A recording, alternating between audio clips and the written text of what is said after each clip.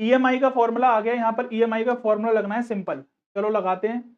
45,000 का एसी है, 5,000 rupees down payment है, तो हमें ओनली 40,000 की बात करनी है। यहाँ पर 40,000 की ईएमआई लगेगी ना, 5,000 रुपीज तो डाउन पेमेंट दे दी है, बैंक चार्ज कर रहा है 6% और दिस ये बोला है, हमें इससे कोई मतलब नहीं है। ईएमआई का मतलब होता है P मल्टीप्लाई और वो बड़ा सा फॉर्मूला जो होता है, ठीक है ना, क्या होता है, चलो लिख भी देता हूं, ये होता है। लेकिन हमें यहाँ पर कोई वैल्यूज पुट करके ना टाइम वेस्ट नहीं करना, ध्यान से देखो तो इस पूरे की वैल्यू हमें गिवन है, तो सिर्फ 40,000 की मल्टीप्लाई करो 0.0194 में, और जब इसको सॉल्व करोगे ना, तो सॉल्व कर लो, इसको सॉल्व करना इजी है, अब इतनी कैलकुलेशन तो करनी पड़ेगी आपको, है ना। तो ये खत्म हो गया, इसकी इससे मल्टीप्लाई, 4 की मल्टीप्लाई जब इसमें करोगे तो 776 रुपीज आ जाएगा। तो इसका मतलब आपका ये आंसर आ गया, यानी कि 776 रुपीज की ईएमआई बनेगी, 5 साल के लिए बनेगी वो ईएमआई, हर साल नहीं देनी है, ईएमआई है, मंथली जाएगी, यानी कि 60 इंस्टॉलमेंट जाएगी, 60 इंस्टॉलमेंट्स, ठीक है ना। यहाँ पर भी देखो लिखा हुआ है 60, यहाँ से भी हिंट ले सकते हो, बट हमें जरूरत नहीं है, हमें सिर्फ आंसर निकालने से मतलब है, ये हम सब्जेक्टिव पेपर नहीं दे रहे हैं। देखो ये वाला क्वेश्चन एक्चुअल में आप कहोगे कि सर ये तो सिलेबस का पार्ट ही नहीं है, बेटा ये क्वेश्चन बिल्कुल बेसिक क्वेश्चन बनाया है, जो कि मैंने बताया ना कि 2022 में चीजें सही से मैनेज नहीं थी, बट अब प्रॉपर तरीके से मैनेज हो गई हैं, तो अब आपने जो पढ़ा है ना 12th में वही आएगा, कुछ एक्स्ट्रा नहीं देंगे, अगर एक्स्ट्रा कुछ आया आउट ऑफ सिलेबस तो आपको उसके ग्रेस मार्क्स मिल जाएंगे, ठीक है ना। तो चाहे आपने अटेम्प्ट किया हो चाहे ना किया हो। अब ये क्वेश्चन जो है, इस क्वेश्चन में ध्यान से आप देखो तो बिल्कुल बेसिक फंडा है जो हम बचपन में सीखते हैं, सिंपल इंटरेस्ट वाला। यहां पर वो ये कह रहा है कि 2 लाख रुपया सीताराम ने श्याम को और सुशील को दिए हैं, कुछ कुछ दिए हैं, ये नहीं पता कितने दिए हैं, यानी कि उसने टोटल 2 लाख रुपया खर्च किया है, उसने कुछ पैसे सुशील को दिए हैं, कुछ पैसे श्याम को दिए हैं। श्याम को दिए हैं 6% सिंपल इंटरेस्ट पर, और सुशील को दिए हैं 10% के simple interest. Sitaram earn N annual interest income rupees 18,000, यानी कि वो दोनों से मिला के टोटल 18,000 रुपीज का इंटरेस्ट लेता है, ठीक है ना, फ्री में थोड़ी देगा, पैसे देगा तो इंटरेस्ट लेगा, ले रहा है। मीन रेट कह रहा है, तो मीन रेट निकालने के लिए ना जितना उसने टोटल इंटरेस्ट बनाया है और जितनी उसने अमाउंट इन्वेस्ट करी थी इन दोनों पर, ये जब कैलकुलेट करोगे तो 9% आएगा, यानी कि मीन रेट जो निकल के आया है ना, मीन रेट आपका 9% निकल के आया, बिल्कुल सिंपल है। चलो नेक्स्ट वाला देखो, इसके लिए मुझे सॉल्व करना पड़ेगा। सबसे पहले यहां पर देखो, निकालते हैं कि मान लो कि श्याम को x रुपीज मिले होंगे, तो सुशील को 2 लाख माइनस x रुपीज मिले होंगे, क्योंकि हमें तो नहीं पता ना कि श्याम को कितने पैसे दिए हैं और सुशील को कितने पैसे दिए हैं, तो हमने मान लिया। चलो, जब उसको इतने पैसे दिए हैं तो उससे 6% का इंटरेस्ट भी लिया है, प्लस इसको इतने पैसे दिए हैं तो इससे 10% का इंटरेस्ट लिया है, और टोटल मिला के दोनों से 18,000 का इंटरेस्ट आया। तो यहां से हम x की वैल्यू इजीली निकाल सकते हैं ना, ये 0.06 आ गया, इसको 100, इसको 10 के से डिवाइड किया तो ये 20,000 आ गया, माइनस ये 0.1x आ गया। इसको सॉल्व कर लो तो x की वैल्यू आपकी 50,000 आ जाएगी, और जब x 15 आ गया तो सुशील का कितना आ जाएगा, वो आ जाएगा आपका 1,50,000। चेक कर लो, 2 लाख में से माइनस कर दिया।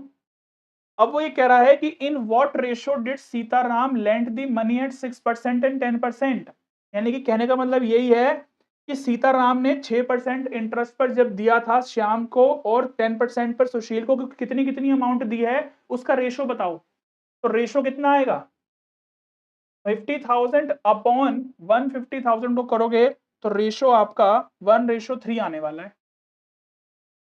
खत्म कहानी, बिल्कुल बेसिक सा क्वेश्चन था, इसमें कुछ ऐसा नहीं है कि आपको वो करना है, बेसिक है, बिल्कुल बेसिक, ठीक है ना। बट ऐसे क्वेश्चंस आपको अब नहीं मिलेंगे, क्योंकि अब प्रॉपर तरीके से आपको वही मिलेगा जो आपने पढ़ा है, ठीक है ना, जो आपने पढ़ा है आपको वही मिलेगा। चलो आगे चलें। बताओ। अब जो हमने क्वेश्चन किया था उसी के आगे के 3 पार्ट हैं ये। How much money did Shyam borrow, Shyam ने कितनी मनी बोरो करी थी, हमने अभी निकाला है 50,000 करी थी। What amount of money is lent at 10% पर एनम सिंपल इंटरेस्ट, यानी कि 10% किसने लिया था, सुशील ने। उसने कितनी अमाउंट ली होगी, 1,50,000 हमने अभी निकाला। What is the ratio of the interest paid by Shyam and Sushil, यानी कि श्याम ने और सुशील ने जो इंटरेस्ट पे किया है ना वो किस रेशो में किया है, तो रेशो पूछ रहा है इंटरेस्ट का। इसने 50,000 रुपीज 6% पर लिया था, तो इसका जो इंटरेस्ट बना होगा 3,000। इसने 150,000 लिया था 10% पर, तो इसका 15,000 बना होगा। दोनों का अगर आप रेशो निकालोगे ना तो रेशो बता दो मुझे जरा कितना आएगा, इसका रेशो बताओ कितना आएगा। इसका रेशो 1:5 आएगा, बताओ। 1:5 आएगा ना इसका रेशो, तो बस आंसर देख लो कितना आ जाएगा। ठीक है, क्लियर हो गई इतनी बात, बेसिक क्वेश्चन था बस। देखो ईएमआई का क्वेश्चन फ्लैट रेट मेथड से, फ्लैट रेट मेथड से सबसे पहले ना इंटरेस्ट निकाल लो। कई बच्चों को इसमें ना बहुत दिक्कत आती है कि क्या करें, तुम सिंपल इंटरेस्ट निकालो। सिंपल जैसे इंटरेस्ट का फॉर्मूला होता है ना, सिंपल इंटरेस्ट का फॉर्मूला क्या होता है कि 9 लाख का सिंपल 12% निकालो 5 ईयर्स के लिए, ठीक है ना।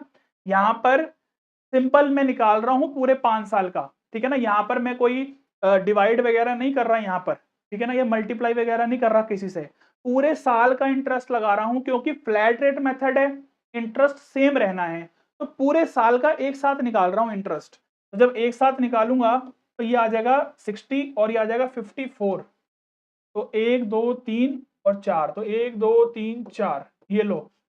अब यहाँ पर जो ईएमआई का फॉर्मूला अभी आपने पहले भी पढ़ा था ना कि प्रिंसिपल, अब यहाँ पर आप लिख के मत दिखाना, मैं आपको सिर्फ समझाने के लिए बता रहा हूँ, इंटरेस्ट अपॉन में नंबर ऑफ पेमेंट्स। यहाँ पर नंबर ऑफ पेमेंट्स जो आप करोगे ना, यहाँ पर 5 नहीं करना, बस ये गड़बड़ मत करना। तो 9 लाख प्लस 5,40,000 अपॉन में नंबर ऑफ पेमेंट्स क्या करोगे, 5 नहीं करनी है, 5 मल्टीप्लाई 12 करनी है, क्योंकि यहाँ पर आप ईएमआई निकाल रहे हो अब, तो यहाँ पर अब आप 5 मल्टीप्लाई 12 करोगे, तो ये कितना आ जाएगा 1440 अपॉन में 60। इसको जब कट करोगे तो 2,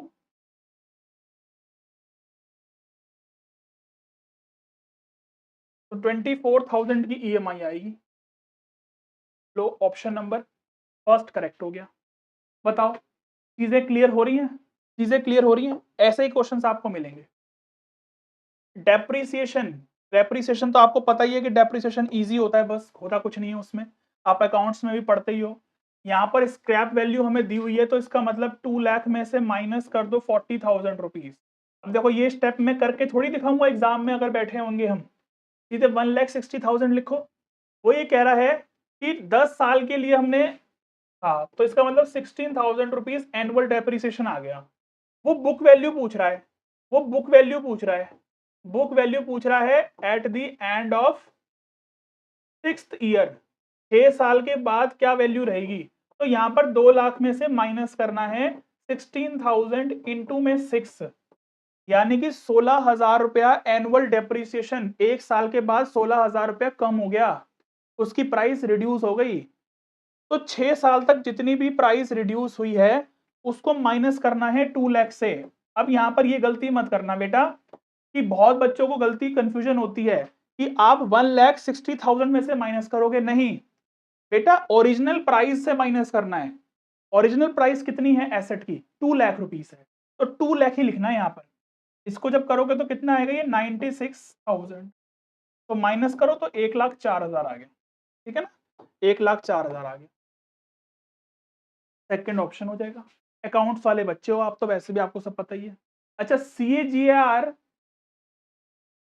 इस बार CAGR पर क्वेश्चन जरूर आएगा, CAGR पर क्वेश्चन इस बार जरूर आएगा, और सिंपल सा फॉर्मूला होता है उसका, final value upon initial value की power 1 upon n minus 1, last में 100 से मल्टीप्लाई, आंसर आ जाएगा, ठीक है ना। और आएगा इस बार जरूर CAGR पर क्वेश्चन।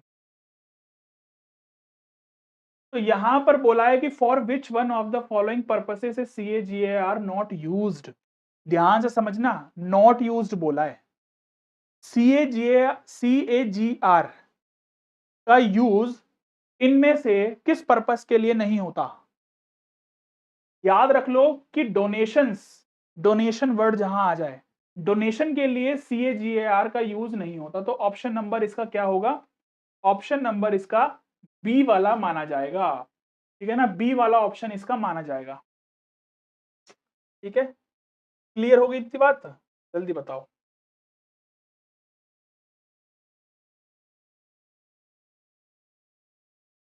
तो ये वाला, अरे भैया हो जा हो जा।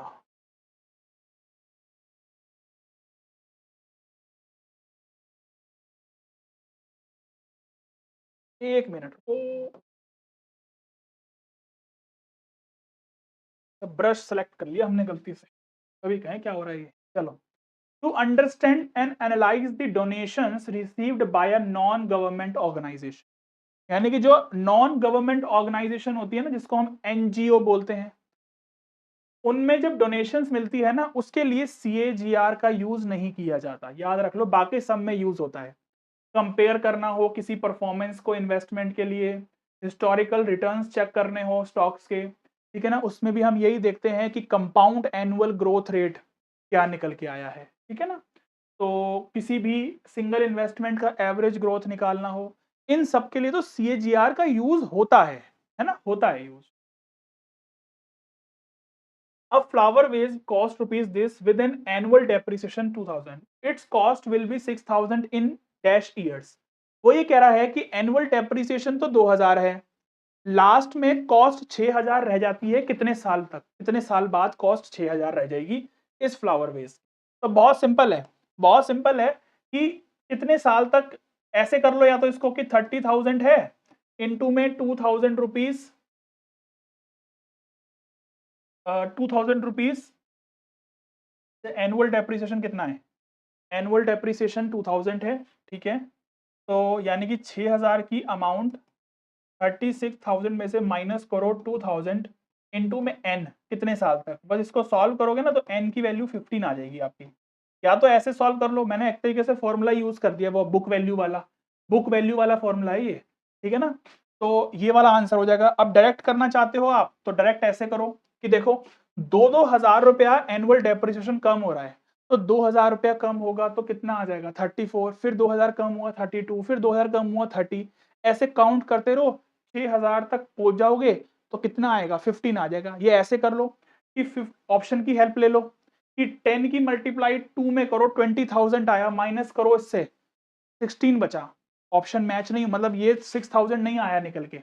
ऐसे भी कर सकते हो, ऑप्शन की हेल्प ले सकते हो, या ऐसे भी कर सकते हो, मर्जी है, सिंपल है इसमें, वैसे तो लॉजिक कुछ भी नहीं है। वो कह रहा है कि कौन कितने साल बाद अमाउंट जो है वो 6,000 रह जाएगी, कॉस्ट जो है वो 6,000 रह जाएगी घट के फ्लावर वेस की। देखो, सिंकिंग फंड का क्वेश्चन है, मैंने आपको बताया है सिंकिंग फंड क्या होता है ना। तो सिंकिंग फंड का फॉर्मूला बहुत इजी है, सिंकिंग फंड का फॉर्मूला निकाल लो कि आर, या यहाँ पर पी लिख दो, यहाँ पर अमाउंट लिख दो, 1 प्लस आई की पावर n माइनस 1 अपॉन में आई, ये फॉर्मूला है। ये फॉर्मूला याद रखो सिंकिंग फंड का। बस वही कह रहा है कि 1,00,000 रुपीज इक्वल टू में पी तो हमें निकालना है, ठीक है ना, पी तो नहीं, पी हमें दे रखा है 8,000 रुपीज, 1 प्लस आई हमें निकालना है ना, आई निकालना है हमें। चलो निकालते हैं, आ जाओ। ठीक है, की पावर n, क्या दिया भाई? अच्छा बेटा, sorry sorry sorry, my bad. Miss Sheela creates a fund of rupees this for providing scholarships to needy children. The scholarship is provided in the beginning of the year. Beginning of the year, बेटा ये perpetuity का case है एक तरीके से। मैंने fund देखा बस, तो मैंने सिंकिंग फंड समझ लिया। एक्चुअल में सिंकिंग फंड का क्वेश्चन नहीं है ये, है ना, क्योंकि देखो अगर सिंकिंग फंड का क्वेश्चन होता ये, तो यहाँ पर हमें ईयर दिया जाता कि 10 साल है, 5 साल है, क्योंकि सिंकिंग फंड तो एक फिक्स्ड इंटरवल पर ही होता है, परपेचुटी में नहीं होता कुछ। परपेचुटी तो क्या होती है? फॉर एवर, फॉर एवर होती है परपेचुटी, आपको पढ़ा होगा आपने। तो यहाँ पर तो आपका जो फंडा लगने वाला है ना, वो ये लगने वाला है, बिगिनिंग वाला फंडा लगने वाला, ये वाला। तो बस ये लगाते हैं, आ जाओ। ये 1 लाख है, ये 8000 है। आई जो है ना, आई को हम लिख रहे हैं आर अपॉन में 100, यही तो होता है आर अपॉन में 100 आई, तो आर अपॉन में 100 लिख दो, प्लस में 8000 कर दो, इस 100 को ऊपर भेज दो, तो 1 lakh equal to 8000 multiply 100 plus में 8000 आर, एलसीएम भी ले लिया, इस आर को यहां भेजो, तो 1 लाख आर माइनस 8000 आर, और ये कितना आ गया। अब ये चीजें मैं इतनी लिख के दिखा रहा हूं ना, बेमतलब में लिख रहा हूं मैं इतनी चीजें, इतनी आपको तो नहीं लिखनी है। ये 3 से 3 कट गया, आर से आ गया कितना 800 अपॉन में 92, इसको डिवाइड कर लो, बस इसको डिवाइड कर लो, फ्रैक्शन में निकाल लो, पॉइंट में नहीं निकालना आंसर। चलो 92 को जब 800 से डिवाइड करेंगे ना, तो हमें दिख रहा है यहाँ पर देखो सब में 888 आ रहा है, तो इसका मतलब ये 8 टाइम्स आएगा, ये आ गया 64 बचा, ठीक है ना, 64 बचा, ठीक है। कैसे लिखते हैं इसको फ्रैक्शन में, 864/92, इसको कट कर लो 4 से, तो 16 आ जाएगा और ये 23 आ जाएगा, तो इसका मतलब जब इसको सॉल्व करोगे ना, तो 8 16/27% आ जाएगा, ठीक है ना। फ्रैक्शन में लिखा है हमने, मिक्स फ्रैक्शन में, बचपन में पढ़ते हो आप ये वाली चीजें, तो सेकंड ऑप्शन इसका करेक्ट हो जाएगा, बिल्कुल क्लियर है इतनी बात। चलो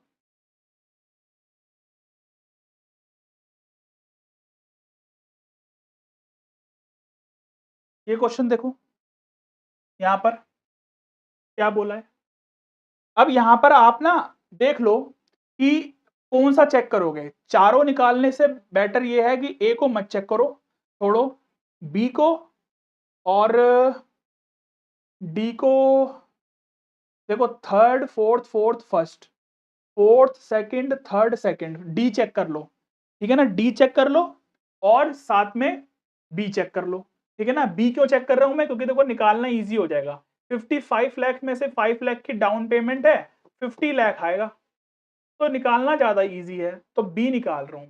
बी के लिए उसने ही बोला देखो, अब ये पूरी पूरी वैल्यू निकाल के दी हुई है, हमें करना कुछ नहीं है, जितने का लोन है उसकी मल्टीप्लाई कर दो इसमें। अब ये फॉर्मूला पॉजिटिव वाला है, तो हमें क्या करना है, कोई भी हमें तो वैल्यू उठानी है, बस खाली जो दी हुई है ये करना है, पॉइंट हटाओगे तो 4 जीरो आएंगी, वो 4 जीरो इससे कट हो जाएंगी, इसको सॉल्व करो, ठीक है ना। देख लो क्या कर रहा हूं मैं, मल्टीप्लाई कर रहा हूं मैं, 5 4 जा 20, ठीक है ना, तो कितना आ गया ये, और साथ में एक दो दो जीरो है, ठीक है, एक दो तीन तीन जीरो, 32,000 आ गया।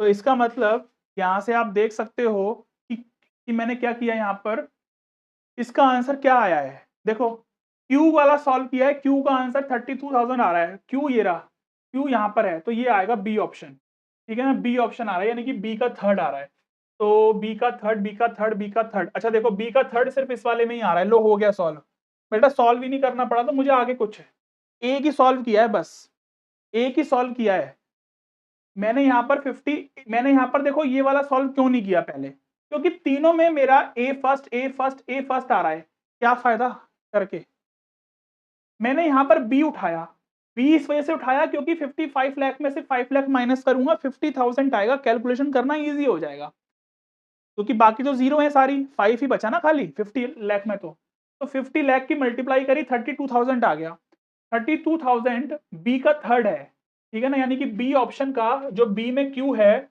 उसका बी का थर्ड है, और बी का थर्ड सिर्फ इस वाले ऑप्शन में आ रहा है सेकंड में, तो इस वजह से मैंने इसको करेक्ट कर दिया, सिंपल है। सब कुछ चारों थोड़ी निकालेंगे हम बैठ के, यहाँ पर देखो क्या बोला है, सिंकिंग फंड का क्वेश्चन है ये तो सिंकिंग फंड का ही क्वेश्चन है, प्रॉपर सिंकिंग फंड का क्वेश्चन है ये, बस यहाँ पर कंफ्यूज मत होना, जो यहाँ पर एक लाइन लिखी है इससे, वो ये कह रहा है कि एक multinational company creates a sinking fund by setting a sum of ₹12,000 annually, तो एनुअली होता है, तो इसका मतलब अमाउंट तो हमें निकालना है, ये एनुअली यहाँ पर हमें दे रखा है जितना हम अमाउंट एनुअली डिपॉजिट कर रहे हैं, और ये एक फॉर्मूला होता है पूरा, ठीक है ना, यही तो होता है फॉर्मूला, जिसमें आई की वैल्यू हम यहाँ से चुरा लेंगे, मैंने आपको बताया था कि कैसे चुराते हैं वैल्यू, ये जो लिखी है ना 1.05, ये वाली वैल्यू, इसमें पॉइंट से इधर वाली वैल्यू लिख लो बस खाली, ये रहा, ये हमारा आई हो गया, एन इसके ऊपर चढ़ा हुआ है वो उठा लो, तो आई यहाँ पर कितना आ गया 0.5 है ना, 0.05 सॉरी 0.05 है बेटा, 0.05 क्योंकि पॉइंट के बाद वाले नंबर उठाने हैं ना, तो पॉइंट पॉइंट लगा के 0.05। जब इसको सॉल्व करोगे ना तो 12,000 अपॉन में 0.05 और इसको सॉल्व करोगे तो इस पूरे की वैल्यू तो हमें 1.6 गिवन है, 1.6 माइनस 1 करोगे 0.6 आ जाए। इसको सॉल्व करो, देखो क्या हो रहा है, पॉइंट हटाओगे तो 2 0 ऊपर जाएगी, पॉइंट हटाओगे 1 0 नीचे आएगी, इससे ये कट हो जाएगा, 5 से इसको कट करोगे तो कितना आएगा ये, और 24, तो 2 4 1 2 3 1 2 3 इंटू में 6 144,000 ये आएगा। बट आंसर ये नहीं है, गलती मत करना, ऑप्शन में कंफ्यूज करने के लिए दिया हुआ है। वो कह रहा है then the surplus after paying for bond, bond कितने का था 72,000 का बॉन्ड था, वो सरप्लस पूछ रहा है कि सरप्लस कितना आएगा आफ्टर पेइंग द बॉन्ड। तो इसका मतलब टोटल था 144, इसमें से 70,000 बोर्ड के माइनस कर दो तो 72 बचा, तो ऑप्शन नंबर इसका क्या हो जाएगा, थर्ड वाला ऑप्शन करेक्ट होगा। देखो यहाँ पर इन्होंने ऑप्शन में कंफ्यूज करने के लिए ये भी ऑप्शन डाला है, बट ये ऑप्शन होगा नहीं, क्योंकि उसने टोटल सिंकिंग फंड की अमाउंट नहीं पूछी है, उसने यहाँ पर ये जो बॉन्ड इशू किया था ना 72,000 का, उसने पूछा है सरप्लस कितना होगा आफ्टर पेइंग द बॉन्ड, ठीक है ना, तो वो माइनस करने के बाद यहाँ पर आएगा। क्लियर हो गई इतनी बात। चलो इस वाले क्वेश्चन में देखो सिंकिंग फंड का क्वेश्चन है, नॉर्मल क्वेश्चन में क्या पूछा है, क्वेश्चन में हमें एक्चुअल में अमाउंट ही पूछी है कि firm deposit, a firm deposit, ठीक है, डिपॉजिट कितनी अमाउंट करेगी वो, आओ निकालते हैं।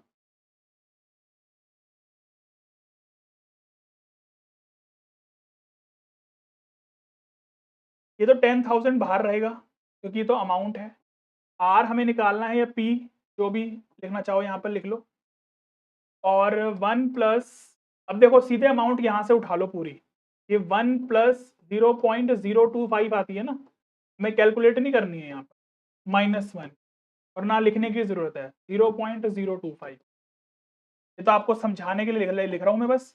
10,000 मल्टीप्लाई 0.025 इक्वल टू में पी, इसको सॉल्व करोगे तो 1.7 -1 आ जाएगा। इसको देखो पॉइंट के बाद 3 0 है, 3 0 हटा दो यहाँ से तो 250 बचेगा, ये कितना आएगा 0.7 आएगा, तो 0.7 नीचे ले आओ, पी निकाल लो कितना आएगा, ठीक है ना, यानी कि यहाँ पर मुझे जो पी निकालना है वो 2500 डिवाइड बाय 7 करना है, बस यहाँ पर अब मुझे ये कैलकुलेशन करनी है और कुछ नहीं है, ठीक है ना, बाकी कुछ नहीं बचा, बस कैलकुलेशन मुझे ये करनी है।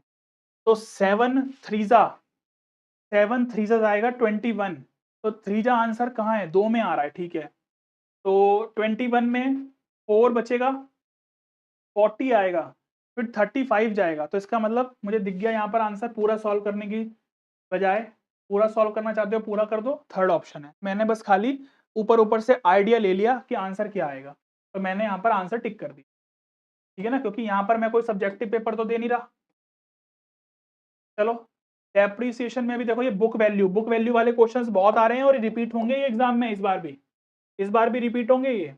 स्क्रैप वैल्यू जो बोला गया है, स्क्रैप वैल्यू वो ये कह रहा है कि बुक वैल्यू की 1/10 है, 1/10 निकाल लो 80,000 आएगा, तो स्क्रैप वैल्यू आ गई, तो इसका मतलब माइनस करोगे तो फाइनल जो हमें डेप्रीसिएशन जो वैल्यू बन जाएगी ना वो ये बन जाएगी, 15 से डिवाइड करो, जब 15 से डिवाइड करोगे ना तो एनुअल डेप्रीसिएशन आ जाएगा। अब 15 से डिवाइड करो, 15 से डिवाइड करोगे जब 720 को, तो कितना आएगा, ये आएगा आपका 15 फोर जा आ जाएगा ना ये 60, तो 12 ये, और फिर आ जाएगा ये 15 8 जा, तो 48 आ गया ना, 48 1 2 3 ये एनुअल डेप्रीसिएशन आ गया।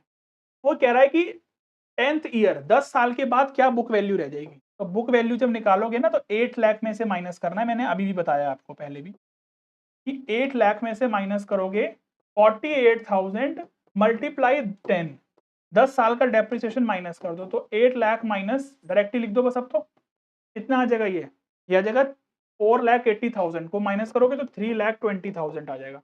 देखो क्वेश्चन ने ना कंफ्यूज करने के लिए आपको 4,80,000 की अमाउंट भी दी है, बट आंसर 3,20,000 होगा, ये आपको याद रखना है, ठीक है ना, ये आपको याद रखना है, ये गलती नहीं करनी। क्लियर है ना, कुछ भी नहीं है इसमें, सिंपल स्क्रैप वैल्यू निकाली, माइनस कर दिया, स्क्रैप वैल्यू माइनस करने के बाद फिर 15 से डिवाइड करना है, क्योंकि और 15 ईयर्स के लिए बोला था, एनुअल डेप्रिसिएशन आ गया, फिर बुक वैल्यू निकाल दी। चलें आगे, ये क्या आ गया, ये फिर देखो ईएमआई का क्वेश्चन आ गया रिड्यूसिंग बैलेंस मेथड में।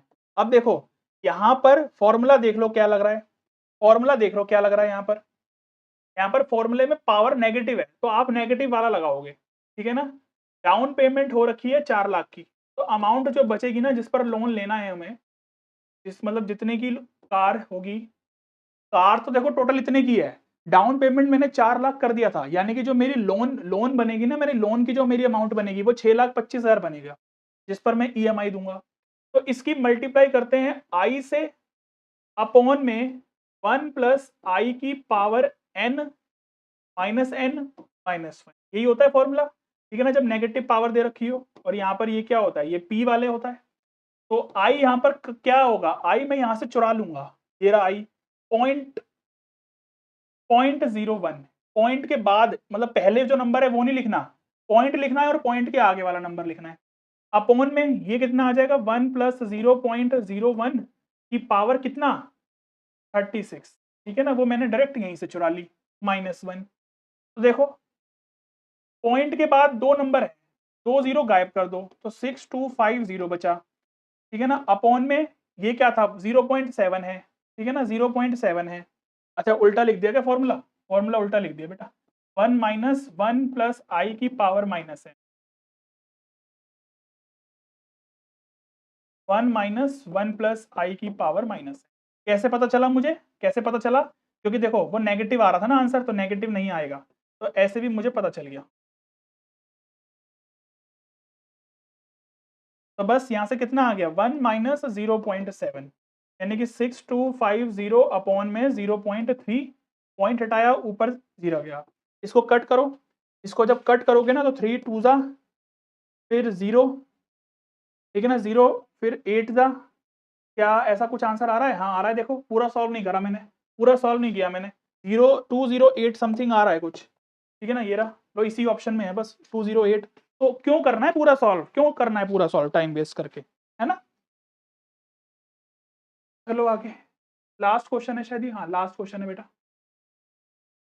सारे क्वेश्चन हमने PYQs कर लिए फाइनेंशियल मैथ्स के। तो आपको दिख गया होगा कि इस यूनिट में कोई इतने ज्यादा कॉम्प्लिकेटेड क्वेश्चंस नहीं है, इजी ही आ रहे हैं, 6 से 7 क्वेश्चंस आ रहे हैं इस पूरे यूनिट में से, तो अच्छे से करके जाना इसमें, इसमें ज्यादा आपको कुछ करने की जरूरत नहीं है, बस ML अग्रवाल के क्वेश्चंस भी प्रैक्टिस कर लोगे, काम चल जाएगा आपका, बाकी मैं तो करवा ही दूंगा एक्स्ट्रा क्वेश्चन, ठीक है ना।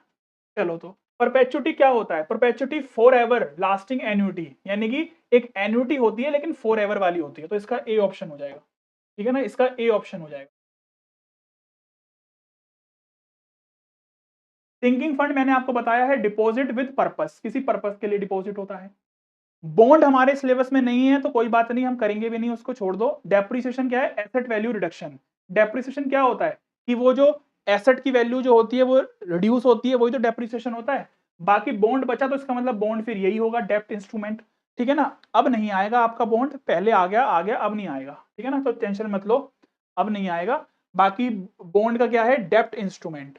तो ऑप्शन देख लो क्या है, ऑप्शन देख लो क्या है, ए का थर्ड, डी का सेकंड, ए का थर्ड, डी का सेकंड, ए का थर्ड, डी का सेकंड, और बी का फर्स्ट, सी का फोर्थ, ये लो ऑप्शन नंबर 2 इसका करेक्ट हो गया, ठीक है ना। सारे ऑप्शन मैच कर लिए, कुछ था ही नहीं इसमें तो इस तरीके से भी आपको मैच द फॉलोइंग पूछ सकता है वो, ठीक है ना, क्योंकि सारे ही जरूरी नहीं है ना कि सारे ही प्रैक्टिकल क्वेश्चंस आए, कुछ इस टाइप के क्वेश्चंस भी आते हैं, और इस टाइप के क्वेश्चंस मेनली आपके फाइनेंशियल मैथ्स से और इन्फरेंशियल से, टाइम सीरीज से बनेंगे, जिसमें थोड़ा सा थ्योरी वाले क्वेश्चंस होते हैं, है ना। A music band company has gained much popularity all over the country. Depreciation वाले चैप्टर में से है ये, ठीक है, सिंपल हमें दिख रहा है, बोला है कि when will the bus be worth rupees this, यानी कि बस इतनी कब रह जाएगी, मतलब कितने साल में जाके बस की वैल्यू इतनी रह जाएगी, ये पूछा है यहाँ पर, ठीक है ना। जैसे होता है ना कि book value eight the end of 10th year, ऐसे बोला है, तो वहां पर हमें बुक वैल्यू दे रखी है, पूछा है कि कितने साल में ऐसा होगा। तो जब एनुअल डेप्रिसिएशन हम निकालेंगे ना, एनुअल डेप्रिसिएशन क्या होता है वो तो हमें पता ही है ना, कैसे निकालते हैं, इसमें से माइनस करते हैं स्क्रैप वैल्यू। स्क्रैप वैल्यू कितनी गिवन है हमें, स्क्रैप वैल्यू गिवन है ना ये रही, और अपॉन में क्या करते हैं हम 10 करते हैं। तो इसको जब सॉल्व करोगे 63 आ जाएगा, ये 63 लाख अपॉन 10 करोगे तो 6,30,000 आ गया, डेप्रिसिएशन आ गया, ये एनुअल डेप्रिसिएशन आ गया कि इतने साल मतलब हर साल इतनी वैल्यू घट रही होगी, यानी कि बुक वैल्यू इतनी रह गई है, वो ये कह रहा है कि कितने साल में होगा। अब यहां पर याद रखना है कि यहां पर एक्चुअल वैल्यू रखनी होती है पूरी, माइनस n मल्टीप्लाई 630। जब हमें बुक वैल्यू निकालनी होती है तो यहां पर हम बुक वैल्यू लिखते हैं, और यहां पर हमें दिया जाता है कि 2 साल के बाद या 3 साल के बाद बताओ, तो यहां पर मल्टीप्लाई करके माइनस कर देते हैं। इस बार बुक वैल्यू दी है, इस n की वैल्यू पूछी है, माइनस करोगे n निकालोगे तो कितना आएगा,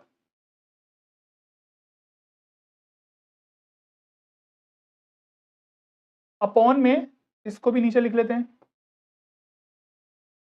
ठीक है ना। इसको सॉल्व करो, कितना आएगा ये आएगा आपका,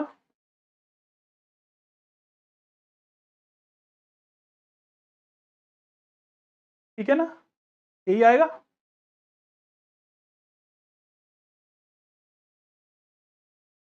ठीक है, और 1 2 3 4, 1 2 3 4,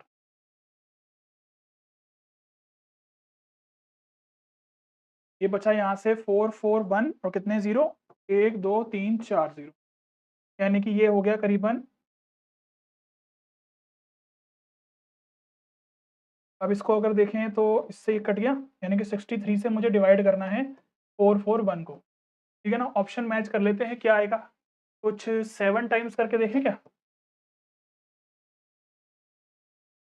लो जी, कट गया पूरा, 7 आ गया, n की वैल्यू 7 आ गई, यानी कि 7 ईयर्स, यानी कि 7 साल के बाद जो बस की वैल्यू है ना, सॉरी बस की नहीं है, किसकी है, म्यूजिक बैंड कंपनी, हाँ बाय है, बस ही है, तो बस की वैल्यू इतनी रह जाएगी, इतनी, कितने 7 साल के बाद। बहुत सिंपल क्वेश्चन है, ऐसे आपको ये क्वेश्चन एग्जाम में पूछा जा सकता है, और लीनियर मेथड ही है आपके सिलेबस में, रिटन डाउन वैल्यू मेथड आपके सिलेबस में नहीं है।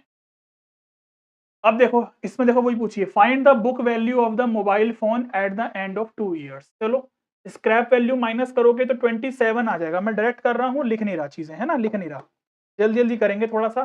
तो 27,000 आ जाएगा, इसमें से हम माइनस करेंगे कितना 3, तो 9,000 हमारी आ गई एनुअल डेप्रिसिएशन। अब बुक वैल्यू अगर हमें निकालनी है eight the end of 2 years, तो बस जो ओरिजिनल वैल्यू है ना 30,000, उसमें से माइनस करो 2 मल्टीप्लाई डेप्रिसिएशन वाला अमाउंट, यानी कि कितना आ जाएगा ये 18,000, यानी कि 12,000 आ गया।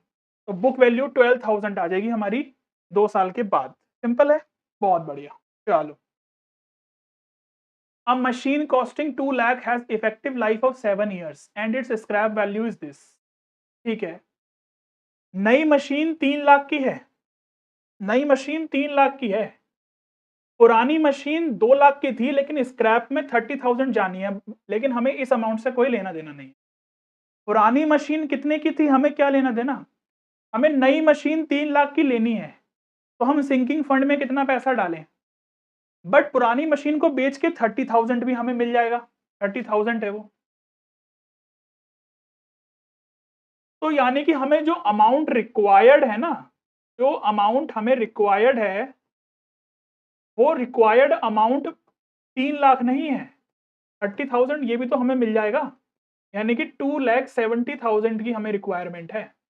अच्छा जी, तो वो कह रहा है कि वो कितना अमाउंट कम सिंकिंग फंड में डाले, तो यानी कि ये हमें गिवन है इस बार, ये हमें पूछ रहा है।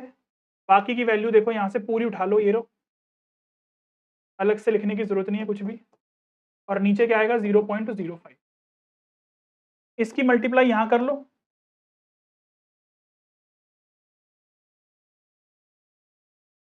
इक्वल टू में r मल्टीप्लाई ये कितना है 1.4071 में से माइनस करोगे तो 0.407 आ जाएगा, इसको नीचे ले आओ तो 0.407, ये लो। अब देखो यहाँ पर पॉइंट हटा दो, यहाँ पर चलो एक जीरो और बढ़ा दो। अब देखो पॉइंट के बाद 3 डिजिट है, पॉइंट के बाद 3 डिजिट है, हटा दो, क्या बचा? क्या बचा? ये बचा आपका 27000 इंटू में 50 अपॉन में 407। अब बस यहां आके थोड़ी सी कैलकुलेशन करनी पड़ेगी। अब ऑप्शंस देख लो, थोड़ा बहुत आइडिया लेना पड़ेगा हमें। उसके लिए हमें क्या करना पड़ेगा? मल्टीप्लाई करवाओ पहले।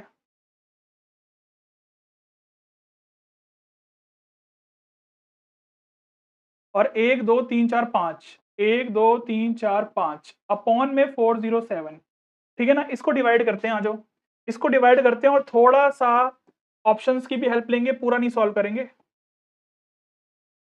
2 जीरो रख के ही चेक करते हैं, चलो। तो 407 की अगर मैं 3 से मल्टीप्लाई करूं, चलो 3 जीरो रख लो। अगर मैं देखो यहाँ पर आंसर में सब में 3 है पहले, तो सीधे 3 से जाओ। 3 से अगर मैं करूंगा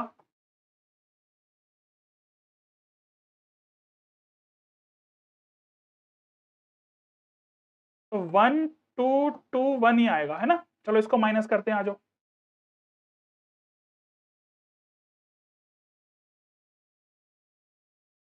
1290। उसके बाद फिर दोबारा से 3 से ही जाने वाला है,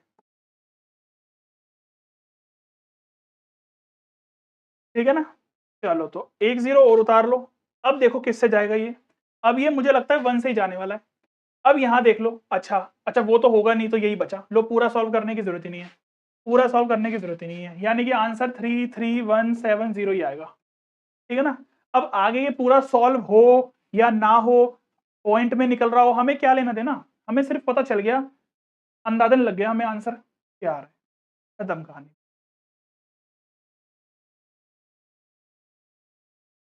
टाइम बचाने के लिए बेटा ऐसे ही करना पड़ता है। अब ये क्वेश्चन देखो, इस टाइप का क्वेश्चन क्या है कि इसमें इस बार हमसे उसने ये पूछ लिया कि सिंकिंग फंड हम कितने दिन के लिए करें, मतलब कितने टाइम के लिए करें, कितने ईयर्स के लिए करें, at the end of every 6 month in the sinking fund. अच्छा, ये भी बोल दिया कि every 6 month in the sinking fund, ये भी ध्यान देना है हमें इस चीज पर। टोटल अमाउंट भी हमें दे दी है, चलो देखते हैं, आ जाओ। ये 40,000 भी दे दिया हमें। चलो आगे आ जाओ, और क्या बोला है, और 5% बोला है, तो यानी कि 5% पर एनम है। बेटा 6 मंथ बोला है, गलती मत करना। ये आर हमें 5% दिया है, तो आई की वैल्यू जो निकल के आएगी ना, वो 5 अपॉन में 200 करेंगे, क्योंकि 100 तो हम करते परसेंटेज हटाने के लिए, और 2 से डिवाइड और करेंगे क्योंकि एवरी 6 मंथ यानी कि सेमी एनुअली बोला है। तो यानी कि ये 1/40 आएगा। 1/40 का मतलब कितना हो गया, ये 0.025 आएगा क्या? अच्छा हाँ, ऐसे भी तो कर सकते हैं ना इसको ना। 5/2 मल्टीप्लाई 100 करोगे ना, तो ये 2.5 आएगा। तो बस अ, 2 के बाद और पॉइंट लगेगा, तो 0.0025, है ना। ऐसे कर लो, पॉइंट वहां था तो पॉइंट आगे शिफ्ट हो गया 2 के बाद और, तो 1 2 यहाँ पे आएगा ना पॉइंट, तो ये 0.025, यानी कि 1.025 की पावर कितना, पावर क्या लें, एन ही लो अभी तो फिलहाल, और यहाँ पर कितना 0.025। क्लियर है इतनी बात? अब क्या करें, चलो करते हैं, कुछ ना कुछ तो करना ही पड़ेगा, सॉल्व करते हैं, आ जाओ। अब यहाँ पर मैं आपको शॉर्टकट दिखाता हूँ एक, जो हमें वैल्यू गिवन है ना उसकी हेल्प लेनी पड़ेगी।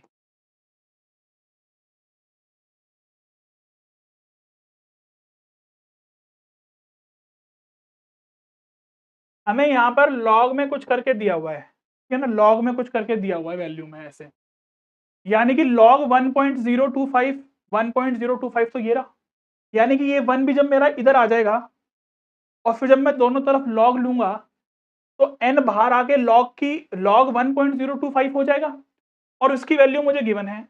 एक चीज और गिवन है यहाँ पर, ये, इसका मतलब ये है कि 1 को जब मैं इधर लाऊंगा ना, और फिर जब मैं सॉल्व करूंगा, चलो ले आता हूँ 1 को भी इधर ही।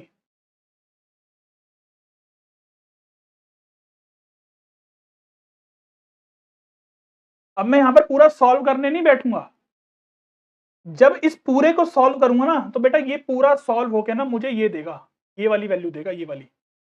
तो यानी कि यहां से 1.6386 आने वाला, ये पूरा सॉल्व हो गया। मैं यहाँ पर सॉल्व करने नहीं बैठूंगा, ठीक है ना। जो वैल्यू गिवन है मैंने उसकी हेल्प ले ली।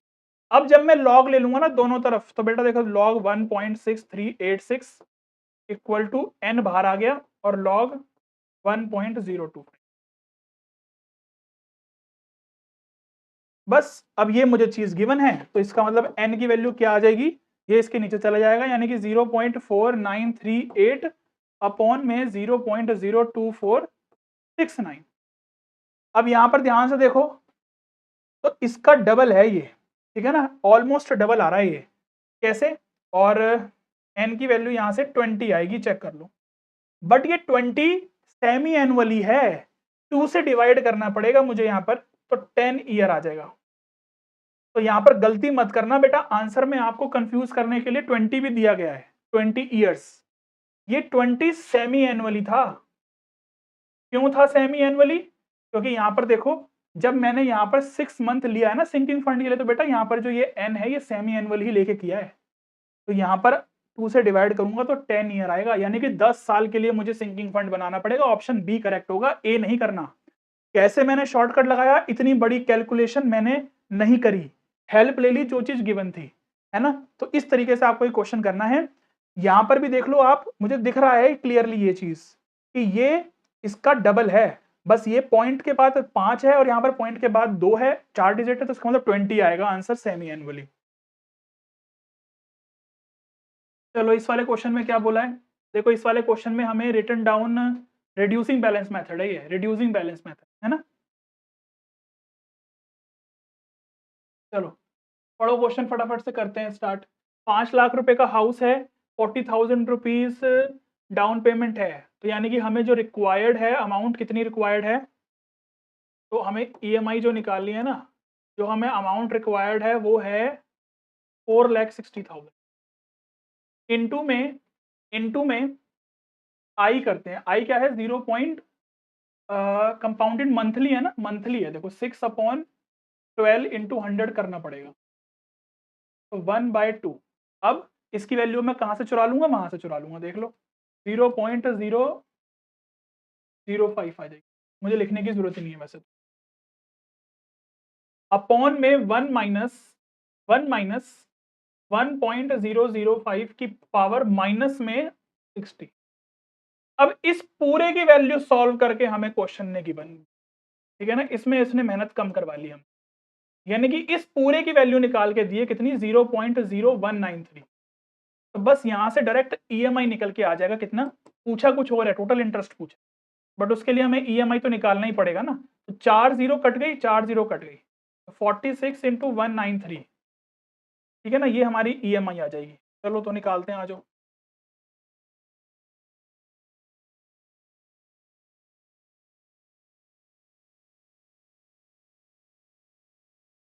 कैलकुलेट ही कर लें जरा। तो 8878 की ईएमआई बनेगी हमारी।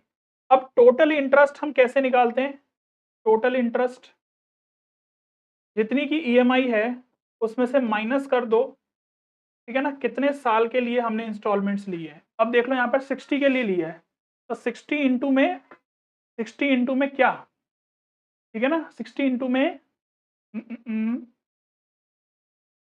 इंटू में टोटल इंटरेस्ट, अच्छा एक मिनट, जितने की हमारी क्या थी एक्स्ट्रा इंटरेस्ट, हमने कितना दिया है ना 4,60,000, वो जो डाउन पेमेंट थी उसको तो माइनस कर दो, वो तो कोई लेना देना नहीं है, और 60 मल्टीप्लाई में 8878, ठीक है ना, यही होगा टोटल इंटरेस्ट निकालने के लिए। आओ जरा कैलकुलेट कर लेते हैं।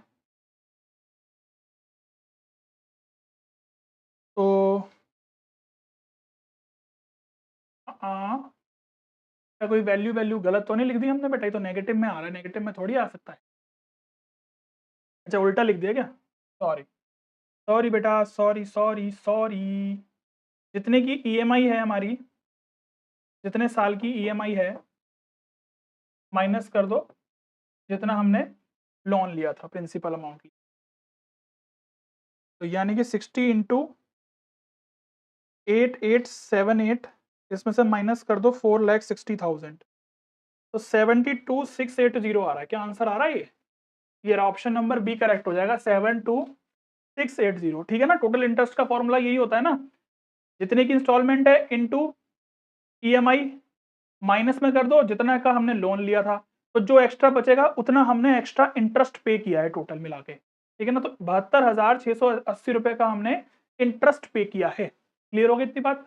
तो पूछा था इंटरेस्ट निकालने के लिए, बट हमें ईएमआई निकालनी पड़ी, बट ये वाली वैल्यू हमें कैलकुलेट नहीं करनी पड़ी, टाइम वेस्ट नहीं हुआ हमें, ये हमें डायरेक्ट दे दिया था। ठीक है ना। इस तरीके से आपको पता होना चाहिए कि कब नेगेटिव लेके हमें दिया हुआ है और कब पॉजिटिव लेके दिया हुआ है, ये भी आपको पता होना चाहिए। ठीक है ना।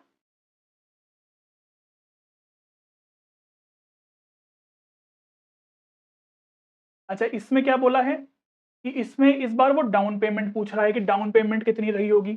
चलो, तो ईएमआई दी हुई है हमें 21,000 की। यहाँ पर हम क्या अमाउंट लिखते हैं? जितने का हम लोन लेते हैं, यानी कि लोन हम इतने का लेंगे, यानी कि जितने का वो प्राइस है।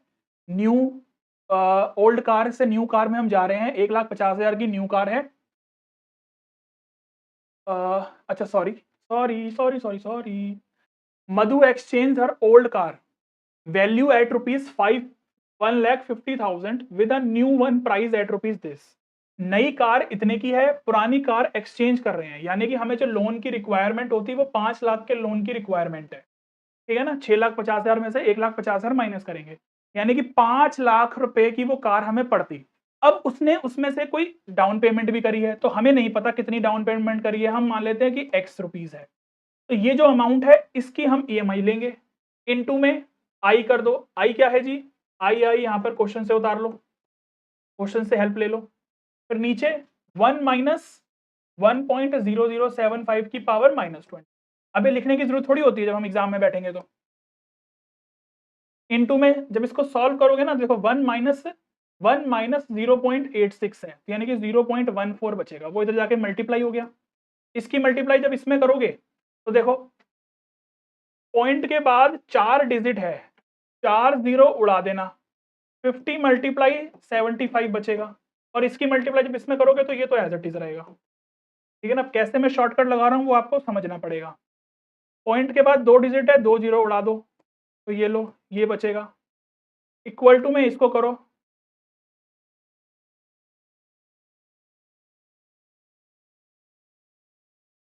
और ये एज इट इज रहने दो।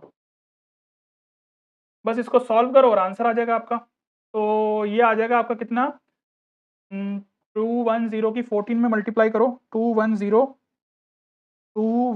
इंटू 14, यानी कि 3750 माइनस 2940 अपॉन में 0.0075 इक्वल टू एक्स। अब इसको माइनस कर दो। अब ये सब तो कर ही सकते हो ना, माइनस प्लस, तो अब इसमें तो कोई शॉर्टकट थोड़ी है। तो बस यहाँ से एक्स की वैल्यू कितनी आ जाएगी? 1,08,000 रुपया। ठीक है ना। वो तो जब आप डिवाइड वगैरह करोगे ना बेटा, तो आपको थोड़ा सा आइडिया तो लग ही जाता है कि आंसर किसके नियरेस्ट आ रहा है। तो जैसे मैंने अभी आपको पहले वाले क्वेश्चंस में भी करवाया है ना, कि नियरेस्ट जाके आप पता कर सकते हो कि क्या ऑप्शन हमारा मैच हो रहा है, पता चल जाता है वो तो, है ना। जब आप डिवाइड कर रहे होंगे तो आपको दिख जाएगा कि पहली बार में 1 आ रहा है, तो ये 2 ऑप्शन में से एक आंसर होगा। फिर जब दूसरा करोगे तो फिर उससे तो पूरा ही आंसर पता चल जाएगा, है ना। तो पूरा सॉल्व करने की जरूरत ही नहीं पड़ेगी डिवाइड करने की। चलो, क्वेश्चन समझ में आ गया ना। देखो हर वैरायटी के क्वेश्चन कर लिए कि जब डाउन पेमेंट पूछ ली जाए तब क्या करें, एक्चुअल प्राइस क्या होगा तब क्या करें, वो भी अभी आगे करवाऊंगा। अच्छा, अगर वो पूछ ली जाए कि कितने साल के लिए वो लोन लेगा, ये भी पूछ लिया जाए तब भी। ठीक है ना। क्या इंटरेस्ट होगा वो भी हम पता कर सकते हैं, तो उस पर भी क्वेश्चन आ सकता है। तो बहुत सिंपल ही होता है, बस फॉर्मूला तो एक ही लगना है ना, वही घुमा घुमा के पूछेंगे। अब देखो इसमें how many years will be required under the reducing balance method. अब इसमें देखो रिड्यूसिंग बैलेंस मेथड वाले क्वेश्चन में भी हम निकाल सकते हैं कि कितने साल के लिए वो लोन लेगा या ईएमआई बनवाएगा। चलो, a person borrow a loan of ₹50,000 at an annual interest rate rupees this. ठीक है। ईएमआई हमें दिया हुआ है, ठीक है ना। ईएमआई हमें दिया हुआ है इक्वल टू में इतने का लोन है, ठीक है ना, 6%। 6% का मतलब ये हो गया कि 6/1200 करोगे ना, तो अभी हमने देखा था 0.0075 आया था। अपॉन में 1 में से माइनस कर दो 1.0075, ठीक है ना, कि पावर क्या -n, क्योंकि वो तो हमें पता ही नहीं है कि कितने साल के लिए लेना है, तभी ये क्वेश्चन ज़्यादा इंपॉर्टेंट है। इसकी मल्टीप्लाई करवाओगे ना जब यहाँ पर, तो दोनों में मल्टीप्लाई होगी और वो आ जाएगा ये।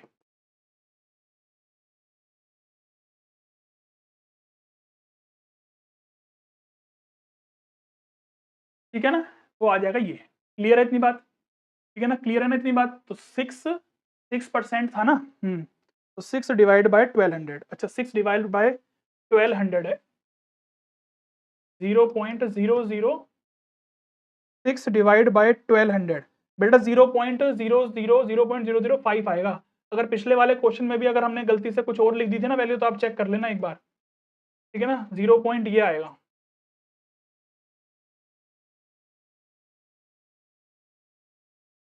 देखो पॉइंट के बाद 3 नंबर है, उड़ा दो 3 0 उड़ा दो, 5 बजे 25, 250 आ जाएगा।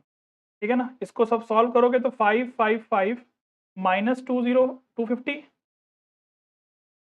इक्वल टू में ये उधर चला जाएगा। क्लियर है इतनी बात? समझ आ रही है ना कहानी सारी?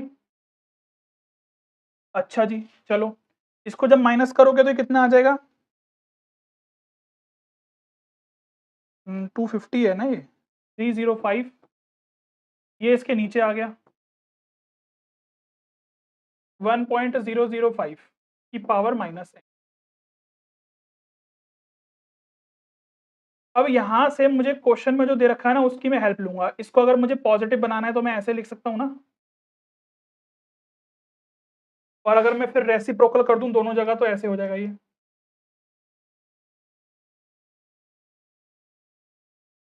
अब क्योंकि मुझे पता है वैल्यू मुझे लॉग में करके कुछ दी है, तो मुझे दोनों तरफ लॉग लेना पड़ेगा।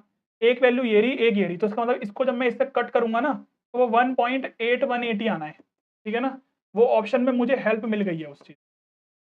तो बस जब दोनों जगह मैं लॉग ले लूंगा, ठीक है ना, जब दोनों जगह मैं लॉग ले लूंगा तो उसकी भी वैल्यू मुझे गिवन है। तो 0.6 अपॉन में 0.005 इक्वल टू n आ जाएगा। तो यहाँ से n की वैल्यू मेरी निकल के आ जाएगी। इसको डिवाइड कर लो बस, ये तो डिवाइड करना तो ईजी है, ये तो 120 आ जाएगा। क्योंकि ये इंस्टॉलमेंट्स हैं, मुझे ईयर में निकालना होता है, तो 120 को 12 से डिवाइड करना पड़ेगा, तो 10 आ जाएगा, 10 ईयर्स। यानी कि ये जो मेरा लोन, जो लोन है ना, ये पूछे ना how many years will be required, तो कितने ईयर्स की मुझे रिक्वायर होगी? 10 ईयर्स की। देखो क्वेश्चन ने कंफ्यूज करने के लिए 120 भी दिया है, जल्दबाजी में 120 मत कर देना, ठीक है ना, 10 ईयर्स लेना पड़ेगा हमें यहाँ पर। क्लियर है? देखो ऐसे क्वेश्चंस अब तक नहीं आए हैं बट आ सकते हैं एग्जाम में। तो हमने पीवाई क्यूज तो सारे करे हैं, बट एक्स्ट्रा भी तो करना है ना कि अब क्या नया ऐसा है जो आ सकता है। तो इस वजह से आपको हर वैरायटी के क्वेश्चंस की प्रैक्टिस करवा रहा हूँ, ठीक है ना, हर वैरायटी के क्वेश्चंस की आपको प्रैक्टिस करवा रहा हूँ। इसमें क्या बोला है जी? CAGR। अब CAGR का फॉर्मूला क्या होता है? फाइनल वैल्यू इनिशियल वैल्यू की पावर 1/n-1 और लास्ट में इंटू कर देते हैं 100%।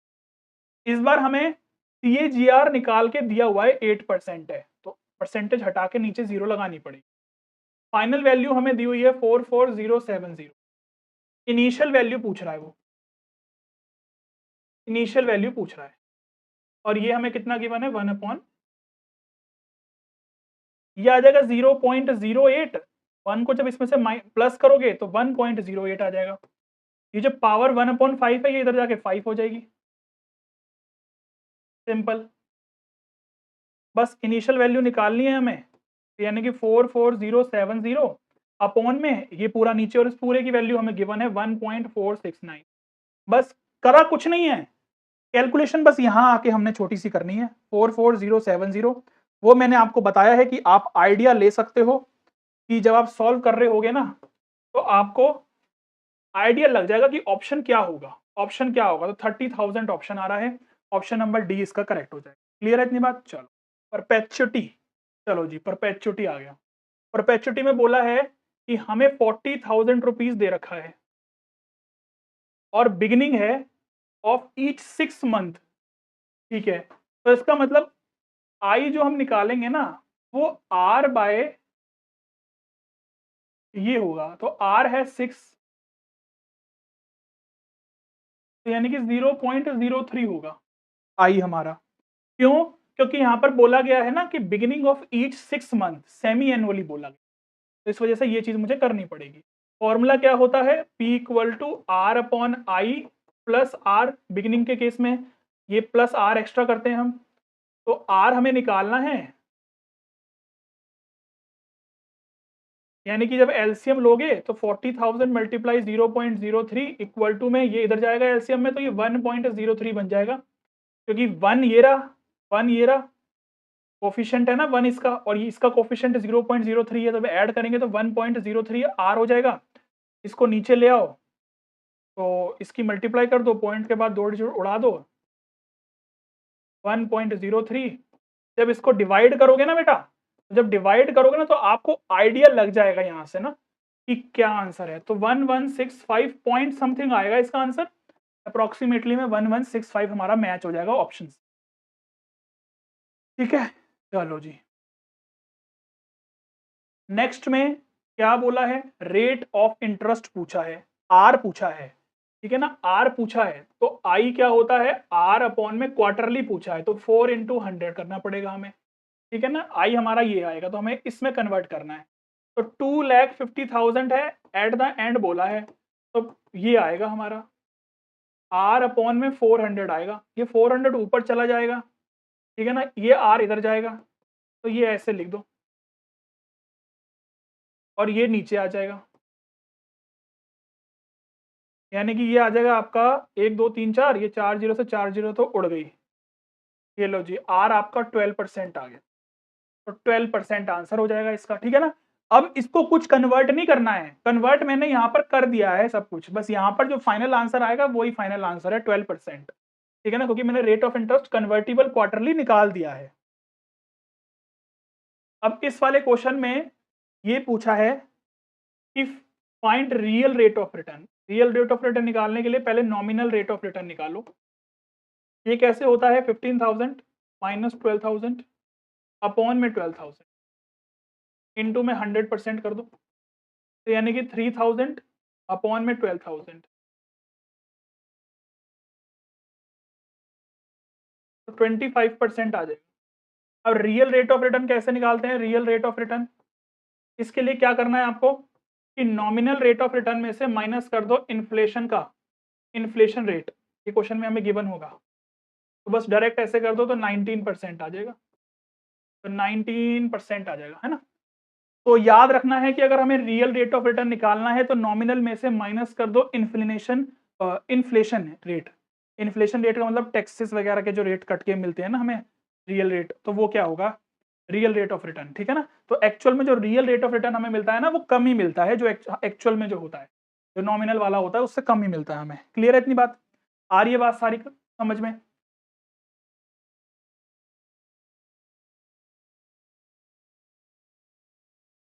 इस वाले क्वेश्चन में बोला है find the effective rate of return, find the effective rate of return equivalent to a nominal rate of 6% compounded seminal. अब देखो यहाँ पर इफेक्टिव रेट ऑफ इंटरेस्ट निकालना है जो कि 6% नॉमिनल के इक्वल हो सेमी एनुअली में और क्वार्टरली में, तो क्या क्या रेट आएगा। इससे पहले वाला क्वेश्चन जो हमने किया था, लास्ट से लास्ट वाला क्वेश्चन, उसमें नॉमिनल दे रखा था, सॉरी इफेक्टिव दे रखा था, नॉमिनल निकालना था क्वार्टरली, समझ में आया। तो दोनों अलग क्वेश्चन है, उसमें मेहनत ज्यादा लगती है, इसमें मेहनत इतनी नहीं लगेगी। इसका तो मैं आपको एक शॉर्टकट बताता हूँ कि अगर इफेक्टिव निकालना है ना और कंपाउंड और हमें दे रखा है सेमी एनुअली, तो देखो सेमी एनुअली के लिए तो शॉर्टकट देखो, 6% यहाँ लिखो, प्लस लगाओ, 6 का आधा कर दो, तो 3 मल्टीप्लाई 3 यहाँ पर करो, नीचे 100 कर दो, बस इसे करो, कितना आएगा ये बताओ, 6 प्लस 0.09 आएगा, तो यानी कि 6.09%। लो जी शॉर्टकट बता दिया मैंने आपको, ये 6.09% आ रहा है, यानी कि ऑप्शन नंबर या तो ए होगा या सी होगा, बी और डी तो नहीं होगा, ठीक है ना, बी और डी तो नहीं होगा। तो 6.09 ये निकला कैसे है बेटा, ये इस वाले फॉर्मूले से ही निकला है। ये जो हम ये वाला फॉर्मूला यूज करते हैं ना, इफेक्टिव रेट ऑफ रिटर्न का जो ये वाला फॉर्मूला यूज करते हैं, उसी से ही निकालो। मैंने आपको शॉर्टकट बता दिया। बट अब यहां पर क्वार्टरली के लिए अगर ये शॉर्टकट लगाओगे, लगा सकते हो, बट वही है कि मेहनत ज्यादा करनी पड़ेगी, है ना, ज्यादा करनी पड़ेगी। तो इसमें हम ये वाला फॉर्मूला लगाएंगे। आई की वैल्यू कितनी गिवन है हमें, यहाँ पर ऐसे निकाल के दी हुई है पूरी, तो इसमें मेहनत करने की जरूरत ही नहीं है, पूरी निकाल के दी हुई है। तो 1.0614 है ना, दी हुई है पूरी निकाल के -1, तो यानी कि 0.0614 इंटू में 100% कर दो, बस 6.14% आ जाएगा। ऑप्शन नंबर सी करेक्ट हो जाएगा इसका, ऑप्शन नंबर सी करेक्ट हो जाएगा। बताओ, सिंपल था ना क्वेश्चन, कोई गड़बड़ थी क्वेश्चन में? कुछ गड़बड़ नहीं है ना। नेक्स्ट में फॉर्मुलेस में पूछ लिए, लीनियर डेप्रिसिएशन। लीनियर डेप्रिसिएशन हमें पता है, बी ऑप्शन है, बी है। सिंकिंग फंड इंस्टॉलमेंट का फॉर्मूला क्या होता है? सिंकिंग फंड का फॉर्मूला हमारा ईएमआई तो हमारा वो रहा, ईएमआई तो हमारा ये होता है ए, परपेचुटी हमारा ये है, ठीक है ना। सिंकिंग फंड का फॉर्मूला एक्चुअल में हमारा ये भी हम ले सकते हैं वैसे तो, बट सिंकिंग फंड इंस्टॉलमेंट्स, अच्छा इंस्टॉलमेंट्स का पूछ रहा है वो, ठीक है ठीक है ठीक है। देखो बेटा, सिंकिंग फंड का फॉर्मूला जब हम बनाते हैं तो ए इक्वल टू आर 1 प्लस आई की पावर n-1 अपॉन में आई लेते हैं ना, ठीक है ना। इन्होंने आई की जगह पे आर ले लिया, उससे कोई फर्क नहीं पड़ता, आपको फॉर्मूला पहचानना है। वो कह रहा है सिंकिंग फंड इंस्टॉलमेंट्स, इसमें आर की वैल्यू निकालनी है, तो ए इंटू आई अपॉन में 1 प्लस आई की पावर n-1, यानी कि यही है, करेक्ट है ना। तो डी ऑप्शन है। तो इसका मतलब बी का वन इस ऑप्शन में ही आ रहा है बस, और सी का 4 और डी का 2 है, तो यही ऑप्शन है, ए ऑप्शन ही हो जाएगा, है ना। यहाँ पर हमने बहुत सारे क्वेश्चंस की प्रैक्टिस कर ली है, सारे क्वेश्चंस आपको मैंने करवा दिए। इस टॉपिक में से तो मैंने आपको एडवांस लेवल के क्वेश्चंस भी करवा दिए हैं, बट इस टॉपिक में से आपको पता है कि इजी क्वेश्चंस ही पूछे जाते हैं, ठीक है ना। कैलकुलेशंस बस लास्ट में आके एक दो टॉपिक में करनी होती हैं, बाकी कोई दिक्कत वाली बात नहीं है। आपके B2 सेक्शन में, अप्लाइड मैथ्स वाले सेक्शन में, आपको जो B2 सेक्शन होगा ना, उसमें आपको इस चैप्टर के सारे क्वेश्चंस आपको मिलने वाले हैं, क्योंकि कंपलसरी सेक्शंस में तो ये चैप्टर कोर मैथ्स में तो होता नहीं है, तो उसमें तो आपको नहीं मिलेंगे, ठीक है ना। जो कंपलसरी सेक्शन है ना, उसमें आपको मैट्रिसेस, डिटर्मिनेंट्स, कैलकुलस, प्रोबेबिलिटी, और प्रोबेबिलिटी का एक आधा क्वेश्चन, लीनियर प्रोग्रामिंग का एक आधा क्वेश्चन, बाकी कैलकुलस और बाकी मैट्रिसेस और डिटर्मिनेंट्स, इसके क्वेश्चंस आपको भर भर के मिलेंगे सेक्शन ए में। बाकी के सारे आपके सेक्शन B2 में मिलेंगे आपको, है ना। बस ऑल द बेस्ट है बेटा आप लोगों के लिए, कि अच्छे से तैयारी करो। कोई भी डाउट रहता है अभी भी आप मेरे से पूछ सकते हो व्हाट्सएप करके, नंबर आपको मेरा पता ही है ना। व्हाट्सएप करो, इंस्टाग्राम पर मैसेज करो, जो भी पूछना है पूछ सकते हो, बिंदास होके, बिंदास पूछो, कोई टेंशन लेने वाली बात नहीं है। और जो भी बच्चे पढ़ रहे हो बेटा, आगे अपने जूनियर्स को और फ्रेंड्स को जरूर रिकमेंड करना, है ना। आप तो जूनियर्स को ही रिकमेंड करोगे, अब तो फ्रेंड्स तो एग्जाम ही देंगे साथ में आप आपके, तो जूनियर्स को बेटा जरूर रिकमेंड करना, क्योंकि अप्लाइड मैथ्स बच्चे बहुत भटकते रहते हैं, उनको नहीं समझ में आ पाता कि अप्लाइड मैथ्स के लिए कहाँ जाएं, है ना। तो आप जरूर रिकमेंड करना हमें, ठीक है ना। चलो तो बाय बाय, मिलेंगे फिर आपसे